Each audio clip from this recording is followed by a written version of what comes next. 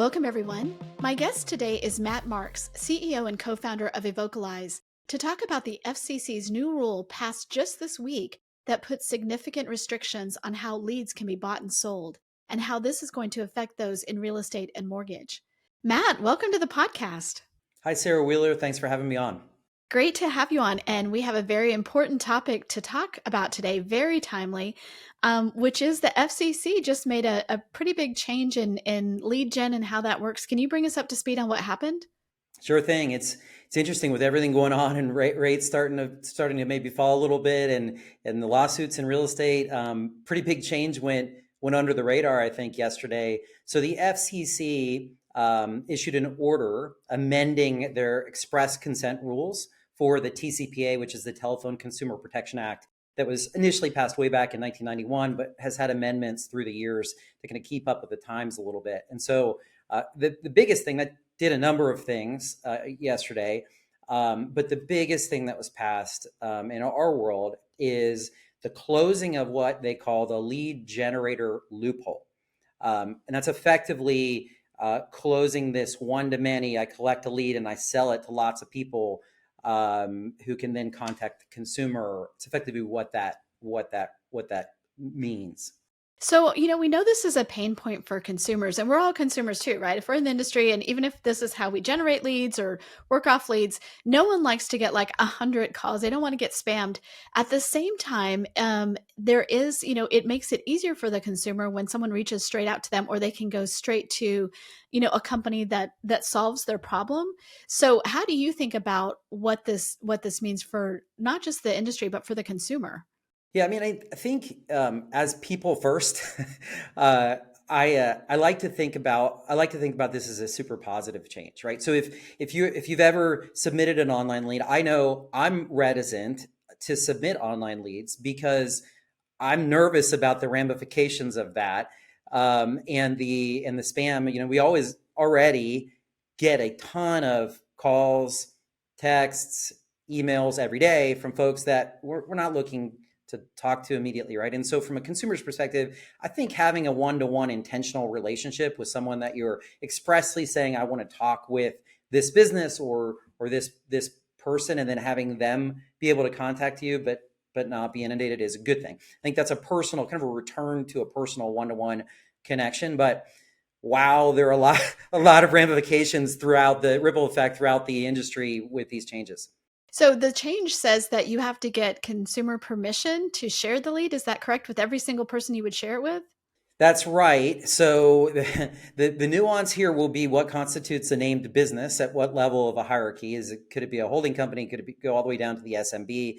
But what we know is that, just to back up a little bit, the way comparison shopping websites, portals, aggregated lead resellers have worked for many years. They built very profitable businesses by doing a bunch of marketing, getting a customer's interest in, say, rate information, or this crosses industries, right? And gathering that customer's lead information, contact information, and then selling it to folks who are bidding on it, sometimes in advance and named, but oftentimes after the fact. And sometimes that lead is not only sold one time, but sold dozens, maybe even hundreds of times. And sometimes that lead is sold immediately, which is most valuable. And sometimes it's sold as an aged lead, which is over time, right? And so this way, these lead aggregators have made a ton of money because you can take one lead from one customer expressing intent and sell it lots of times, right? So that's what was happening. Now the FCC has actually given some examples of what they expect in the new world, and that world looks, again, one to one. So if I'm a comparison shopping portal or site, I can do marketing, get someone to come in and give their information, but I can only collect their information when I and give it to the people that they expressly permit me to give it to.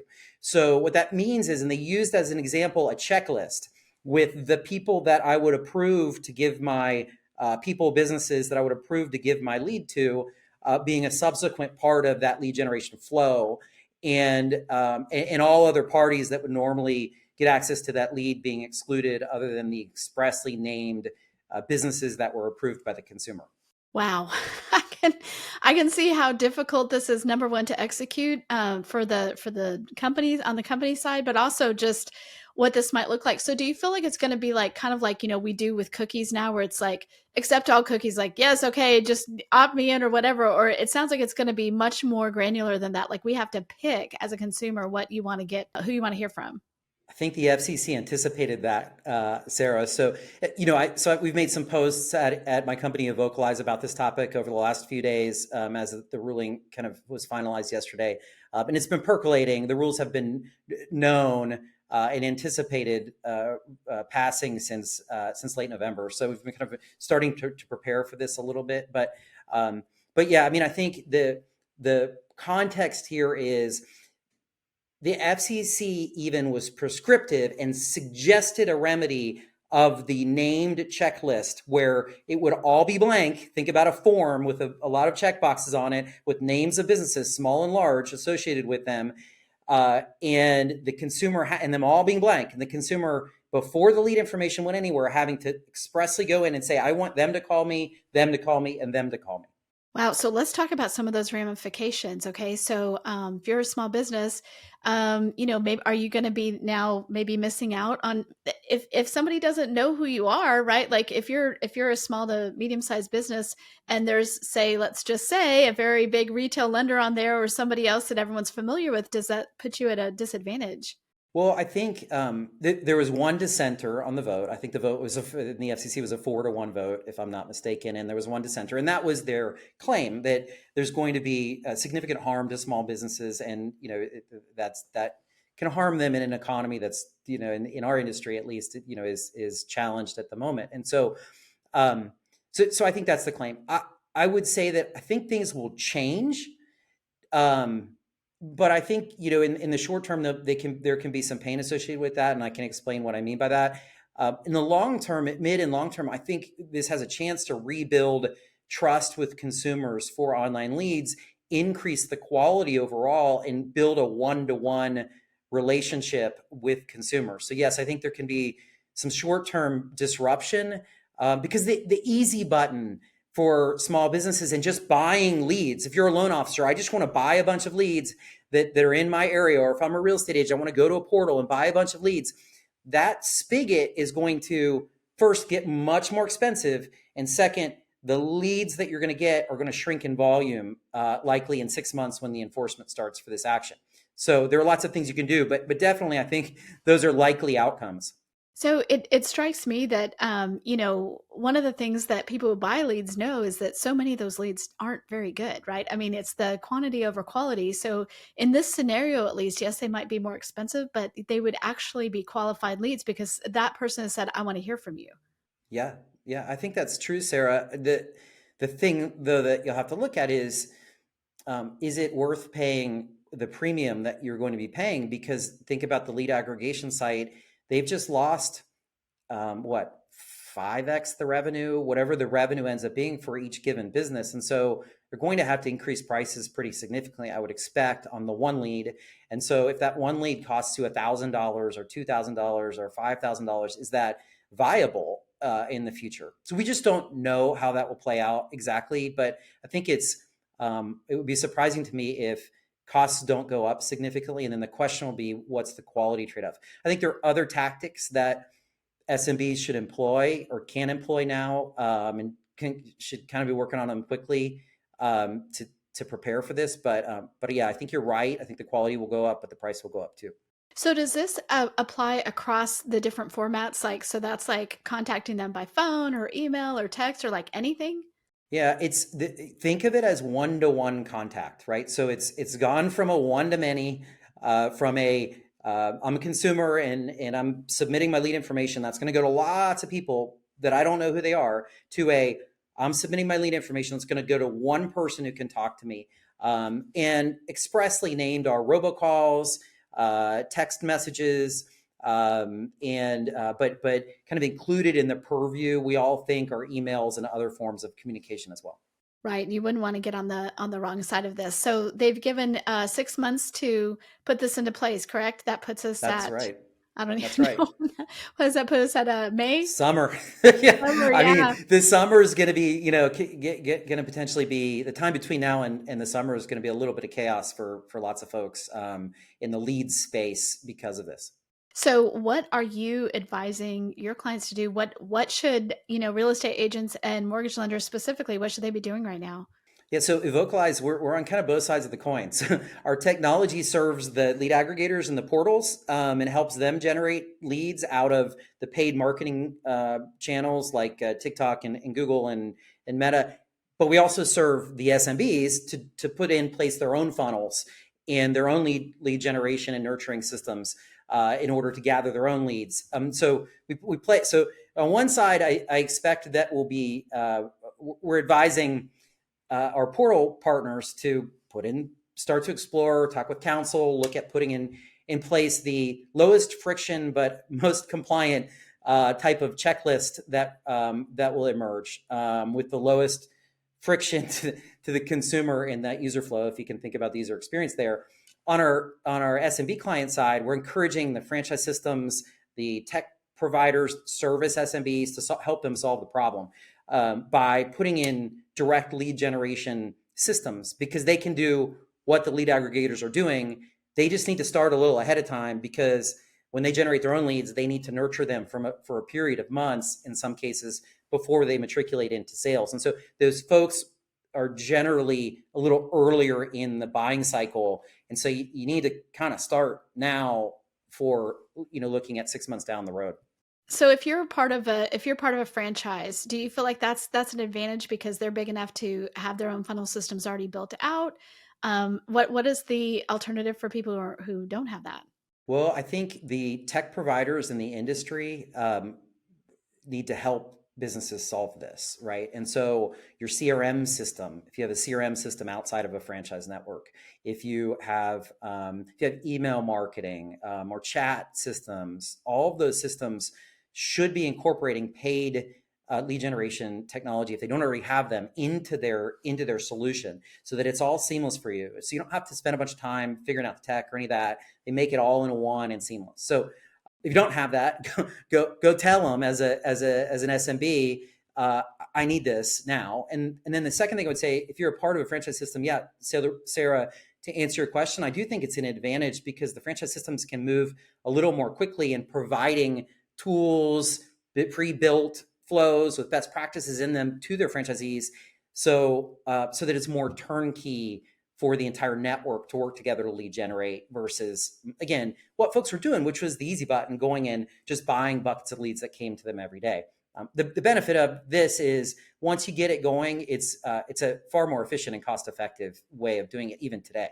So, I think that this was widely anticipated in some ways, or at least we knew it was a total possibility. Have you already seen different companies taking action ahead of the actual? I think people are trying to figure they're in I think we anticipated it, but there's so much else going on in these industries right now, with the buyer commission lawsuits in real estate and mortgage rates hitting, and listing inventory, all the things that you talk about, to me have taken the headlines, and this has flown under the radar for a lot of folks. So I think folks now are starting to scramble as the first folks to talk about it, in addition to us, are really the law firms, right? Because the legal industry stands to make a lot of money here too, right? In advising people what their adjustments should be based on this ruling. So that's what the first series of news articles and things that are coming out, but we really need to get the industry educated. Otherwise, folks are going to look up in April and May, and this is going to come at them like a brick wall. And also, I mean, like, to your point, so we know that most people shopping for a home, they start doing, there's behavior that they exhibit, 8 months ahead of time, where they start looking online. There are all these cues that they're in the market. So if this takes effect in, 6 months, then you've got to be working now to get that funnel, right? Like, I mean, there are people in the funnel right now. Are you going to grab them or not? That's exactly right. And I mean, again, the benefit of doing it yourself is you can get ahead of the portals, like the big social media platforms and Google and the advertising platforms are democratized spaces, right? They just take $1. Every dollar is the same from everyone. And so So you can actually get ahead of the portals and build a relationship first. But you're right, Sarah, you have to start doing it now, regardless of how you do it, because you need to start adding them to your contact database, having nurture funnels and flows associated with them to matriculate them down so that, again, to your point, in 6 months, you have a ready lead pipeline if these leads dry up from the resellers like we anticipate them doing to some level. It's amazing to me. I think that this is such a universal experience that consumers hate to be slammed by all these people because there's so little getting through right now. And at the federal level, and I know obviously this didn't take Congress. FCC could act on their own here, but usually in an election year, I would be like, okay, well, do we think there's any, is this going to change, depending on the election in a year from now? But I feel like when it comes to consumer things like this, I mean, there's so much consensus, right? Yeah, I mean there may be legal challenges, so that's the thing we don't know yet. You never know what challenges there could be to this ruling, but um, I think everyone is experiencing some degree of pain on a personal level from spam calls, robocalls, robotexts, emails. I don't know about you. My email inbox, my phone is filled up with texts every single day. And it takes, an hour a day to unsubscribe to everything that's sending me notes. And so on a personal level, I sympathize. And I think American voters and consumers sympathize with this and roundly support this ruling. So, but it's going to cause us in the industry, certainly in different portions of the industry, some challenges in as I mentioned, a time that's already pretty challenging. So, we've talked about real estate and mortgage specifically. What about insurance? Insurance seems like one of those, ripe for this kind of thing to affect.